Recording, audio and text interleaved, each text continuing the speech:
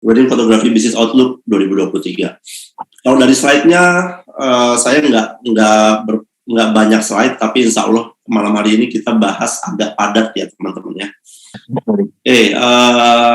Perkenalkan, saya Erlangga Muhammad dari Fotomoto. Ini profil singkat saya. Saya kuliah di Sastra Rusia Unpad, lulus tahun 2009, langsung bekerja sebagai Russian English Translator di Bintan Resort. Lalu 6 bulan diangkat ke bagian Business Development di Bintan Resort juga. Lalu pindah menjadi brand spesialis di Garuda Food. Pindah lagi menjadi SAP Consultant di Telkom Group. 2014 saya memutuskan untuk resign dan mendirikan PT Cerita Kita Bahagia atau yang kita kenal sebagai di Fotomoto. Lalu 2018 saya mendirikan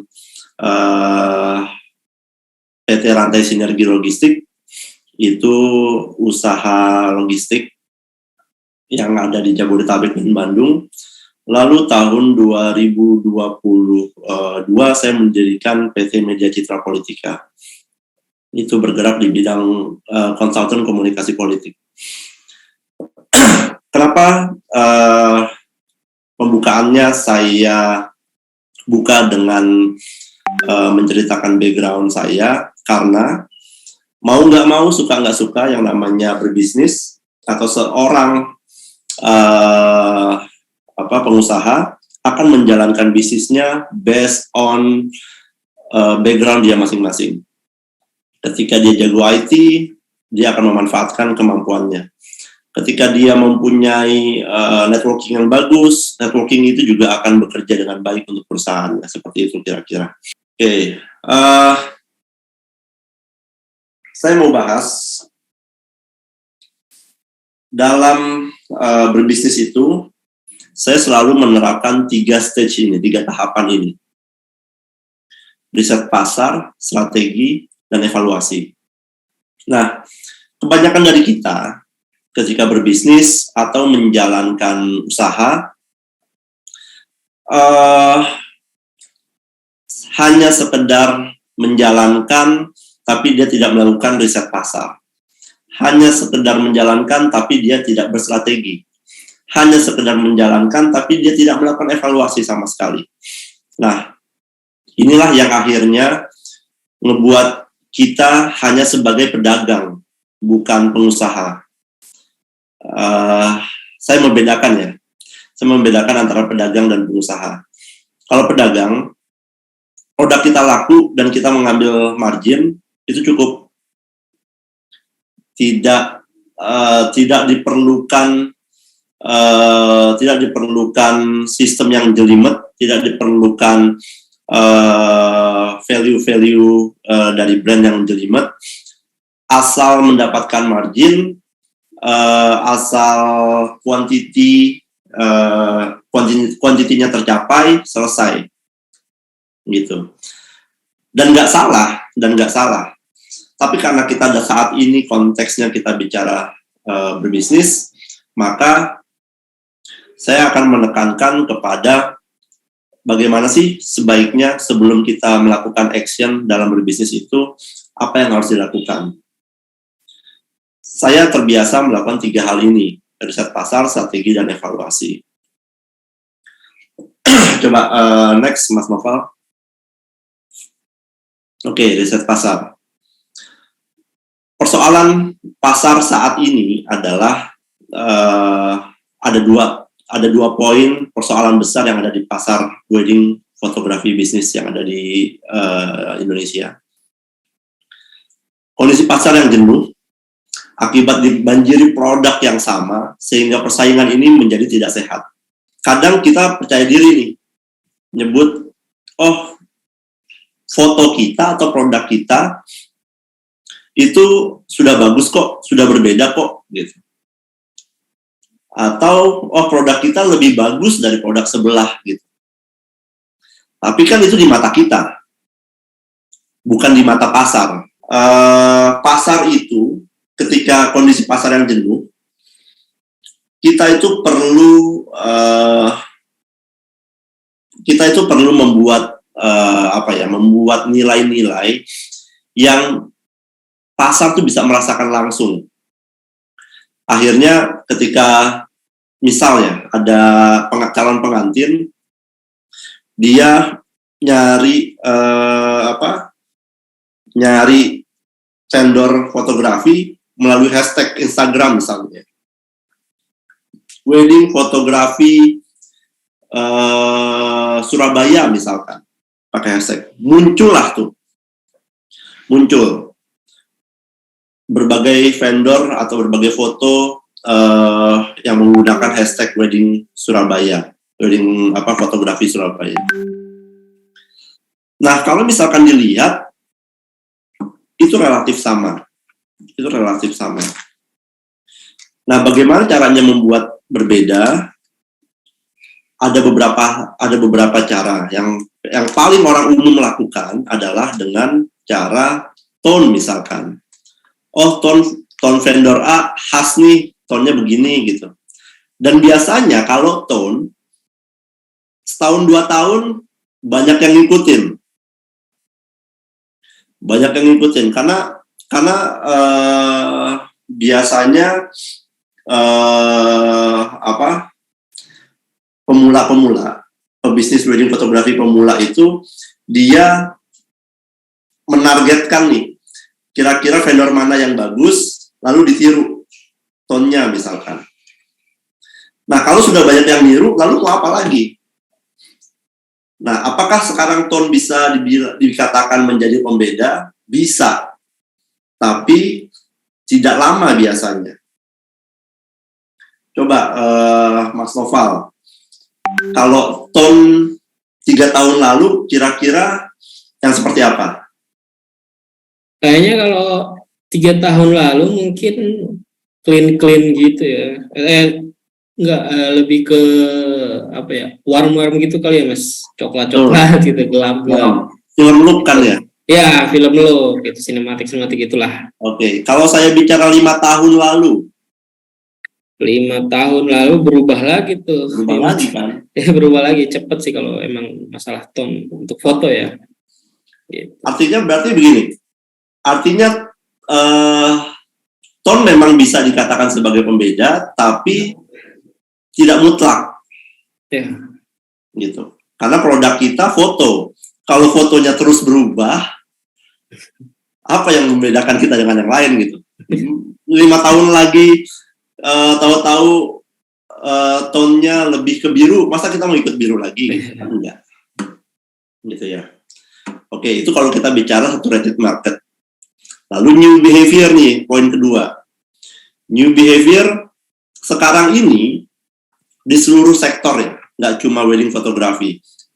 Kita itu dihadapkan oleh 2 kondisi yang belum pernah dilalui oleh manusia-manusia sebelumnya. Pertama, pandemi. Terus yang kedua, Gen Z sudah mulai masuk ke dalam usia nikah. Oke, pandemi selesai, Gen Z masuk usia nikah. 2 karakter behavior ini yang harus kita pahami baik-baik. Gitu. Jangan-jangan kita ini hanya memasarkan brand kita, memasarkan vendor kita dengan cara yang lama aja. Misalkan udah 10 tahun berjalan gitu. Cara marketingnya, cara pemasarannya masih dilakukan dengan cara 10 tahun yang lalu gitu. Kan nggak relate. Gitu. Nah, bagaimana caranya untuk memberikan solusi terhadap new behavior ini? Kita riset. Coba kita balik lagi Mas ke slide sebelumnya. Oke, kita riset. Gimana sih nih perubahan ketika misalkan sebelum pandemi dan sesudah pandemi? Itu satu. Yang kedua, gimana perubahan pasar ketika misalkan kita dealing sama pengantin generasi milenial dan generasi Z. itu berbeda. Pendekatannya berbeda, gaya bicaranya juga berbeda.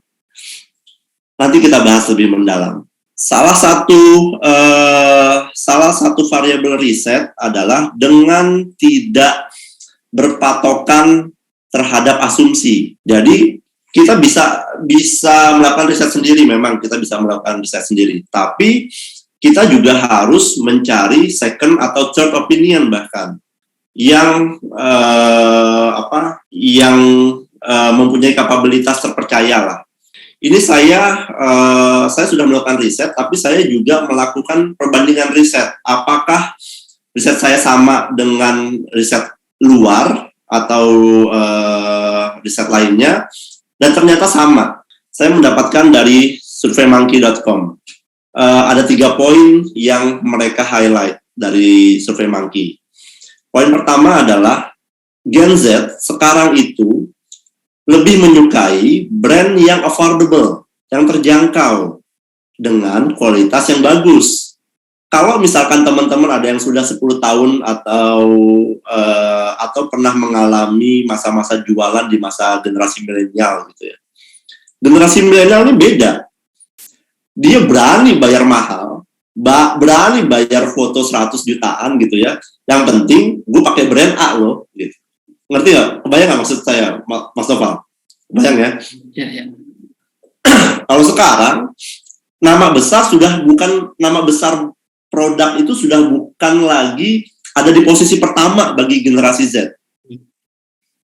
Kalau dulu mungkin iya, milenial, tapi sekarang enggak. Nah, variabelnya apa aja? Variabelnya ada brand authenticity, transparency, sustainability. 3 hal itu yang biasanya Gen Z melihat. Secara brand, dia gimana sih? Nanti dia akan ngecek Instagramnya, nanti dia akan ngecek di Google, nanti dia akan ngecek di website. Lalu transparansi nanti biasanya Gen Z itu lebih kritis terhadap review, terhadap testimoni. Dia akan kejar itu, cari testimoninya. Begitu dapat testimoni buruk, ada 2 hal. 1, dia langsung kabur. Kedua, dia akan mengkonfirmasi. Biasanya seperti itu. Mas, ini gimana? Saya pernah googling, bener nggak sih nih? Kayak gitu. Dan sustain itu misalkan dari, umurnya brand ini sudah 7 tahun atau sudah 10 tahun. Nanti dia ngebandingin tuh. Sudah 10 tahun, sustainnya seperti apa?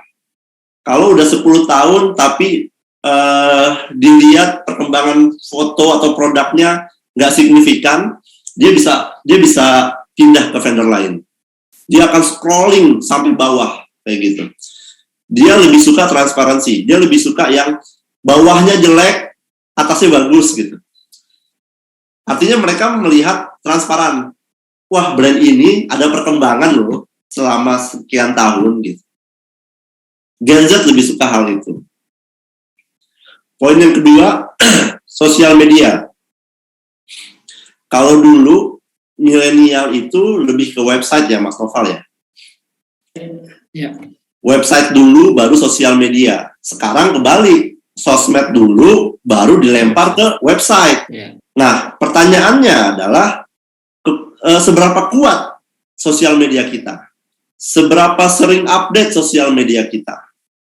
Atau seberapa terpercaya sosial media kita terhadap audiens? Bagaimana caranya mendapatkan trust dari audiens? Bagaimana caranya mendapatkan simpati dari audiens? Cara yang paling mudah adalah konsistensi posting. Mereka akan melihat, ini posting 2 hari lalu, ini posting sekian gitu. Gen Z sangat memperhitungkan hal itu. Dia akan riset produk mati-matian, lebih dari generasi milenial. Setidaknya itu hasil riset, bukan hanya saya yang bilang gitu ya. Lalu yang ketiga adalah Gen Z lebih tertarik sama hal-hal yang sifatnya digital, apalagi payment. Ya. Saya umur 37 tahun. Saya nggak punya Oppo, saya nggak punya yang lagi ngehits Bang Jago segala macam. Kadang buat saya ribet gitu. Buat apa ada pembayaran digital banyak-banyak, saya cukup pakai satu udah selesai gitu. Tapi kalau Gen Z tuh enggak. Dia lebih gesit dibanding milenial.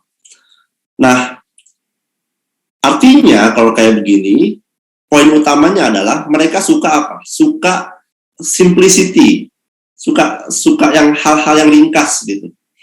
Nah, itu kenapa The Photomoto dari 2020 awal-awal pandemi kita langsung ubah SOP-nya. SOP yang tadinya kaku-kaku kita ubah, kita permudah. Jadi 3 poin ini yang harus benar-benar diperhatikan.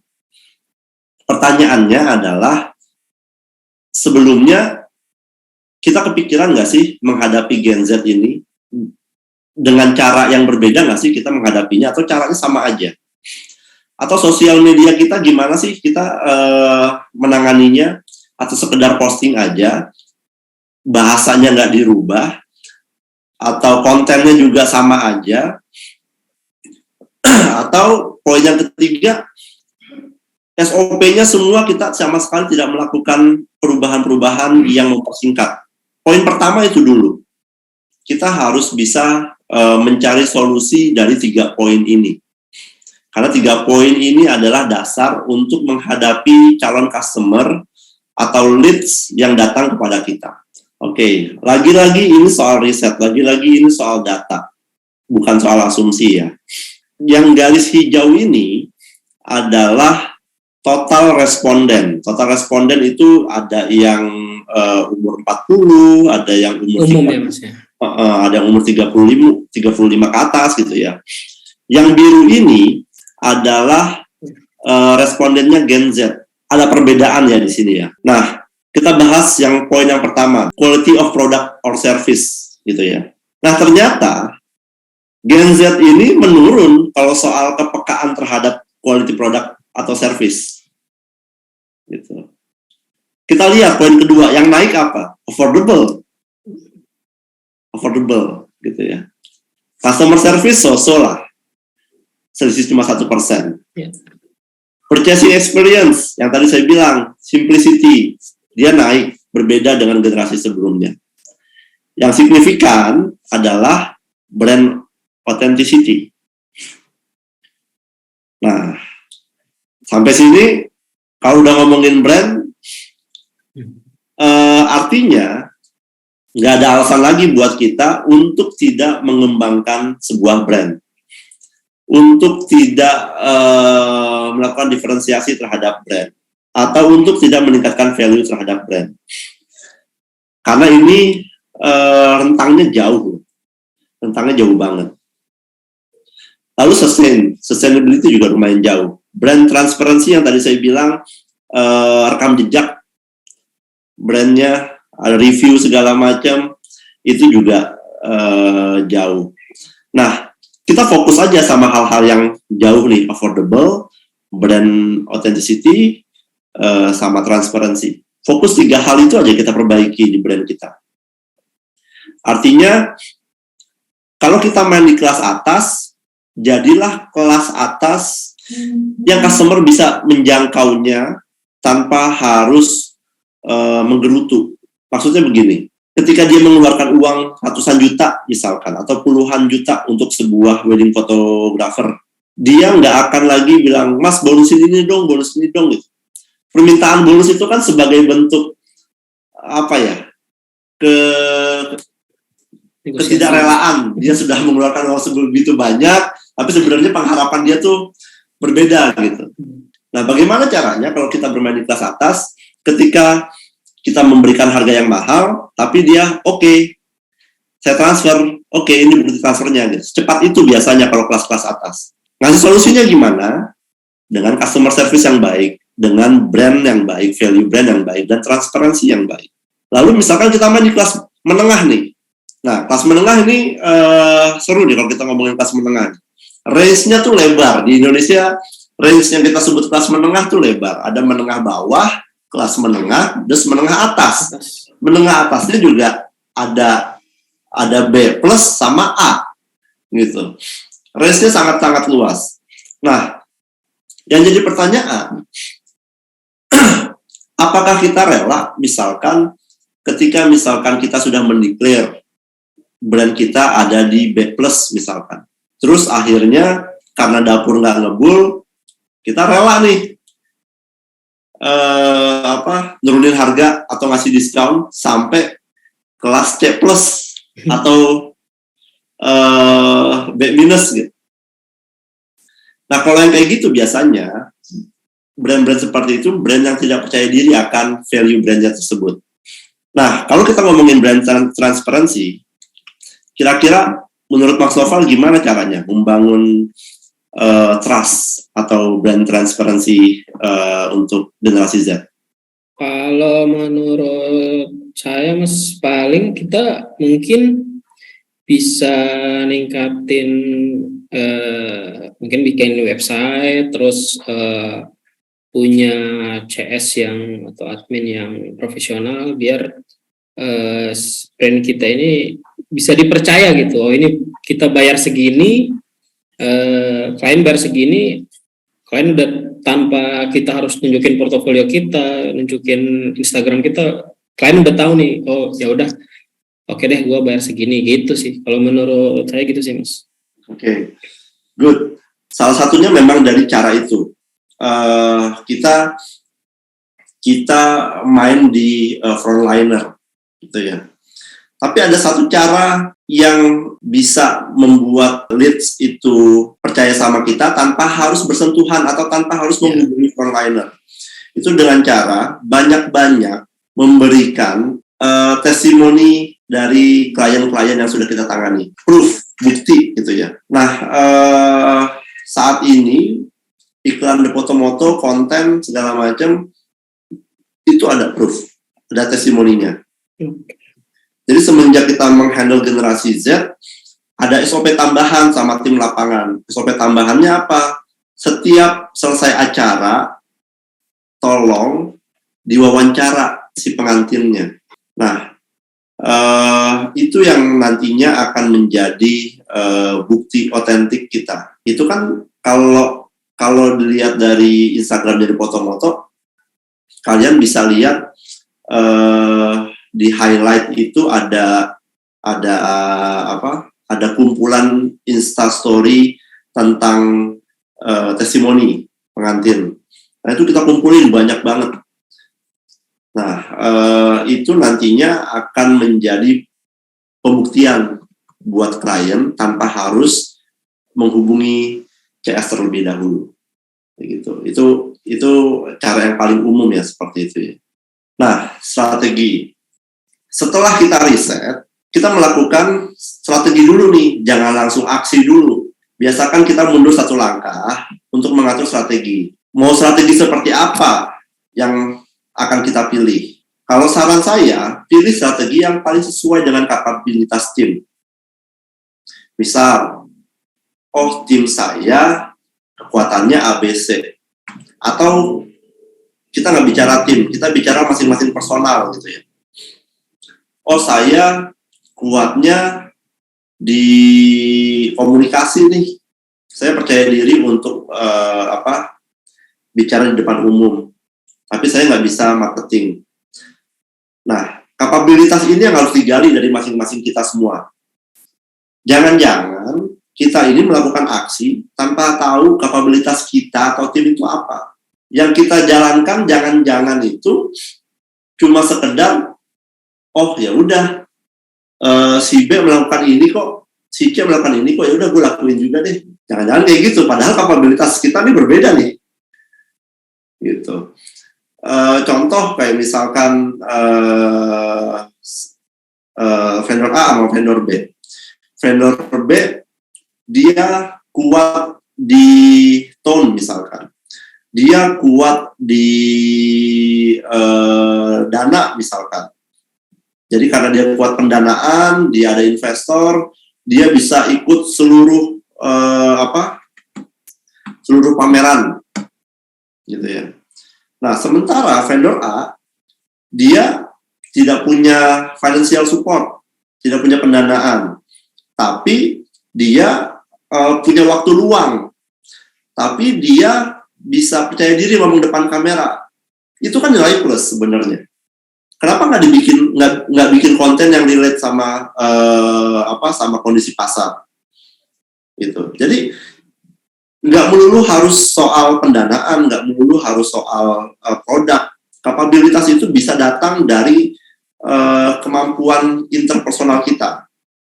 Dan itu yang harusnya kita kenali. Kita kuatnya di mana, tim kita kuatnya di mana. Jangan pilih strategi yang di luar dengan kapabilitas kita atau tim kita. Poinnya itu. Kalaupun mau memaksakan keluar, pelajari dulu, ikut workshop misalkan. Atau belajar di YouTube misalkan.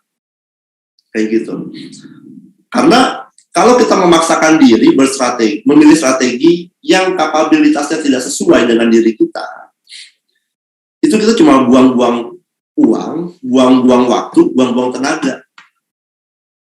Itu kenapa banyak sekali dari kita yang buka usaha sudah 5 tahun, sudah 8 tahun, 10 tahun, tapi kayak jalan di tempat gitu. Ditanya hidup memang. Ditanya untung memang. Tapi berkembang belum tentu. Gitu. Apa itu salah? Ya nggak salah. Hidup bisa bertahan pun udah bagus sebenarnya. Tapi kan dalam konteks ini kita berbicara bagaimana mengembangkan, gitu ya, mengembangkan bisnis. Terus yang kedua, fokus pada solusi atas permasalahan pasar. Misal, setelah kita riset tadi, permasalahan pasar itu ada di soal pasar yang jenuh sama behavior-nya yang baru, gitu kan. Nah, kalau udah tahu 2 persoalan itu, ya kasih solusinya di 2 persoalan itu, nggak usah ngurusin yang lain-lain dulu, gitu. Fokus di 2 itu aja, gitu. Karena biasanya saya pun begitu, saya pun tidak ada financial support ketika 10 tahun lalu membangun Potomoto, saya pun tidak ada partner. Yang harus saya lakukan adalah fokus pada solusi. Jangan sampai tergiur nih, wah, kompetitor gua melakukan hal ini, gitu. Karena kita tidak punya visi, karena kita tidak tahu kapabilitas kita, karena kita tidak punya strategi, karena kita tidak melakukan riset, akhirnya kita ngikut apa yang dilakukan kompetitor kita. Bisa jadi kompetitor kita melakukan hal itu atas 2 hal. Hal yang pertama, karena memang dia capable, atau hal yang kedua, karena dia juga nggak tahu, asal berjalan aja. Gitu. Nah, dua-duanya bikin celaka. Kalau karena dia capable, kita ngikutin, dan kita nggak capable, habis kita. Nanti dalam waktu sama-sama menjalani bisnis 2 tahun, dia udah setinggi apa, kita masih di situ. Karena ternyata dengan strategi itu dia capable, kita tidak capable. Gitu. Atau yang kedua, ternyata dia juga salah arah. Dan kita ngikutin orang yang salah arah. Nah, kebanyakan dari kita itu seperti itu. Buka brand semudah bikin account Instagram. Misalkan Jakarta Fotografi, gitu ya. Udah, dia bisa nge-declare, oh nih gue punya brand. Gitu. Pada kenyataannya kan enggak, banyak yang harus diurus gitu ya. Nah, jangan-jangan selama kita berbisnis atau selama kita menjalankan bisnis, kita nggak tahu nih kapabilitas kita, itu kita nggak tahu kita kuatnya di mana atau tim kita kuatnya di mana. Itu celaka deh, beneran deh. Sayang banget. Jadi buat saya lebih baik kita mundur dulu, calm down, semuanya dievaluasi, dan semuanya di mapping. Kita mapping diri dulu. Kita kuatnya di mana, kita lemahnya di mana. Dari situ kita kalau mau bangun tim, tahu nih, oh gue lemahnya di sini nih, harus ada yang nambel gue di sini. Nah, itu soal kapabilitas. Balik lagi ke soal solusi.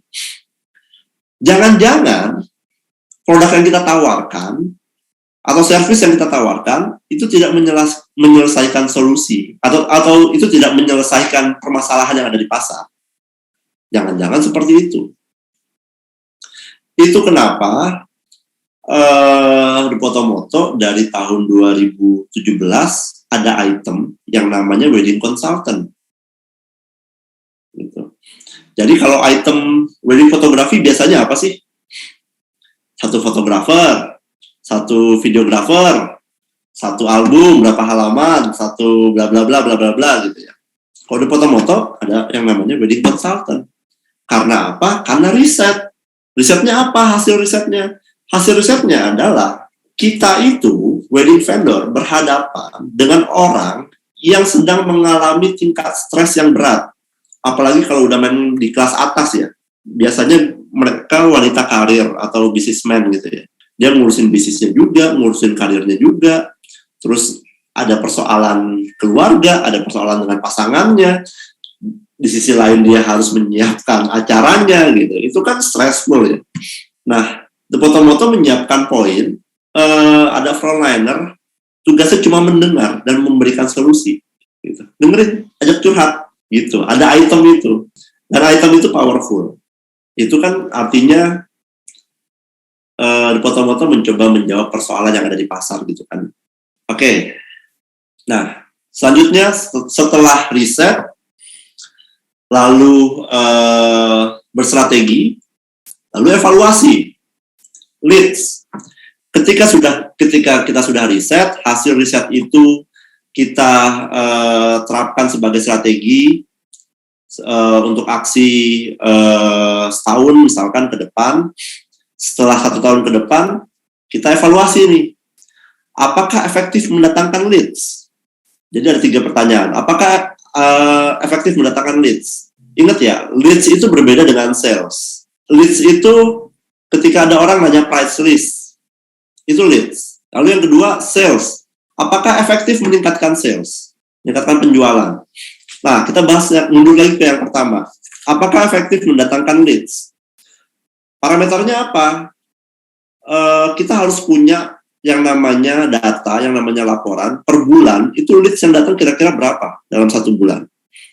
Misal, kita bikin grafiknya. Januari sampai Desember tahun 2022, itu grafiknya meningkat misalkan. Atau grafiknya menurun. Itu dicari tahu kenapa. Efektif nggak mendatangkan leads? Kalau tidak efektif mendatangkan leads, artinya kita menggunakan strategi yang salah. Mundur lagi. Ubah strategi. Atau tambah formulasi strateginya. Gitu. Parameter pertama itu, efektif nggak mendatangkan leads? Kalau terbukti efektif, leads-nya grafiknya naik dari bulan-bulan sebelumnya, maju selangkah lagi. Pertanyaannya, apakah efektif meningkatkan sales? Harusnya, kalau misalkan produknya bagus, servisnya bagus, variabel-variabel pendukungnya bagus, harusnya leads itu inline. Leads itu berbanding lurus dengan sales. Harusnya ya. Nah, makanya ketika ada pertanyaan, apakah efektif meningkatkan sales atau penjualan? Kalau jawabannya tidak, artinya mereka sebenarnya sudah tertarik atau mereka sebenarnya sudah terjaring, sudah strateginya sudah berhasil, tapi frontlinernya misalkan slow respon. Atau misalkan ternyata paket produknya tidak menjawab, tidak memberikan solusi. Nah, poin-poin itu yang harus dievaluasi. Kalau sudah efektif mendatangkan leads-nya naik, itu sudah bagus. Nah, yang kedua, apakah efektif meningkatkan sales? Nah, itu kita tinggal mencari poin-poin mana yang perlu diperbaiki. Atau telepon kliennya, Kak, kira-kira yang bikin kakak nggak jadi sama kita tuh apa? Dan dipoto-foto sering melakukan hal itu. Untuk apa? Untuk riset. Memang nggak semua klien mau, tapi kita itu ada SOP-nya. Kita melakukan hal itu. Bisa jadi jawabannya, slow respon Kak, gitu. Saya dapat penawaran lebih murah Kak, gitu. Atau saya ternyata nggak dapat chemistry nih sama marketingnya gitu. Nah, jawaban itu pasti ada aja. Nah, itu yang nantinya kita bold, kita beresin. PR-nya di situ. Nah, lalu tahapan selanjutnya, ketika leads naik, sales-nya naik, tahapan selanjutnya adalah duplikasi. Cara menduplikasi yang pertama adalah kita harus mampu mendelegasikan. Kita harus mampu menunjuk orang yang dapat menjalankan program tersebut dengan atau tanpa kita. Ini agak sulit. Tapi biasanya jam terbang itu berbicara di sini. Nggak semua orang mampu mendelegasikan hal-hal yang sifatnya sensitif. Kalau bagi sebagian orang, sales itu sensitif. Tapi pertanyaannya, apakah kita mau ada di titik ini terus? Pertanyaan kan itu. Apakah presiden director di luar sana, di perusahaan-perusahaan besar sana, masih ngurusin soal sales? Kan enggak. Gitu. Nah, jawabannya adalah delegasikan. Kita bikin sistemnya, dari lead sudah berhasil, kita bikin SOP. Dari sales sudah berhasil, kita bikin SOP. Dari SOP itu, nanti kita uji. SOP-nya mudah nggak dijalankan sama orang, atau mudah dimengerti atau enggak. Kalau misalkan sudah teruji mudah dimengerti, kita delegasikan orang. Buka lowongan, delegasikan orang. Dites 3 bulan, 6 bulan biasanya, dengan masa pendampingan. Ini orang bisa nggak nih mengerjakan sistem ini? Kalau dianggap bisa, langsung kita duplikasi. Begitu. Duplikasinya buat apa? Untuk bikin unit bisnis baru. Gitu. Kenapa unit bisnis baru? Karena begini, di kepercayaan saya sebagai muslim, saya nggak pernah dengar ada sejarah yang menceritakan sahabat-sahabat Nabi atau sahabat-sahabat Rasul itu hanya memiliki satu unit bisnis. Itu saya nggak pernah diajarkan. Dan saya nggak pernah nemu ceritanya. Abdurrahman bin Auf, dia punya lapak di pasar banyak. Dia punya kebun kurma banyak. Dia bisnis onta, peternakan onta juga ada, sumur juga ada, gitu. Dan itu terbukti. Terbuktinya ketika pandemi lalu. Coba bayangkan, berapa banyak bisnismen yang terpuruk hanya karena dia tidak memiliki second hustle. Hanya karena dia tidak memiliki bisnis yang bisa dijadikan gantungan hidup. Kalau misalkan dia bisnis WO atau IO yang ketika pandemi itu hancur sehancur-hancurnya misalkan kayak gitu. Tapi di sisi lain misalkan dia punya bisnis usaha kontrakan misalkan. Dia bisa selamat tuh. Seenggaknya dia bisa tetap tetap berpikir jernih. Karena kunci pengusaha berpikir jernih adalah dengan menjaga kondisi finansialnya. Setuju nggak kira-kira? Kalau kita leadernya aja, misalkan perusahaannya banyak hutang, perusahaannya ditagih freelance sana sini, perusahaannya ditagih vendor ini, vendor itu, kita nggak bakal tenang untuk ngejalanin bisnisnya.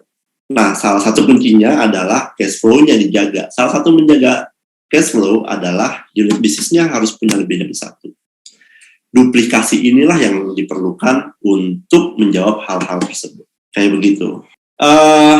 Itu aja dari saya. Saya yakin ini bakal banyak pertanyaan kalau memang teman-teman nyimak dari awal, dari yang namanya perubahan behavior, terus dari yang namanya diagram-diagram yang fakta-fakta yang tadi saya tampilkan, itu buat beberapa orang itu menarik. Tapi bisa jadi buat beberapa orang dia bingung nih. Ya. Ini apa sih ini gitu. Itu sebenarnya saya takutin tuh. Ya. Ini apa sih ini gitu. Karena bisa jadi ada beberapa teman dari sini yang sama sekali nggak pernah kebayang nih, bisnis itu ngejelimet ini ya, misalkan kayak begitu. Sebenarnya bukan ngejelimet, sebenarnya bisnis itu harus detail. Sebenarnya itu. Jadi yang saya mau sampaikan adalah coba stop praktik bisnis yang asal jalan. Kasihan kaliannya, kasihan waktu, kasihan tenaga gitu. Jadi mulai dibiasakan dari sekarang adalah melakukan bisnis itu yang terstruktur, mulai dari sebelum melangkah, pengambilan langkah atau pengambilan keputusan sampai tahap evaluasinya harus terstruktur. Seperti itu kira-kira Mas Noval dan teman-teman.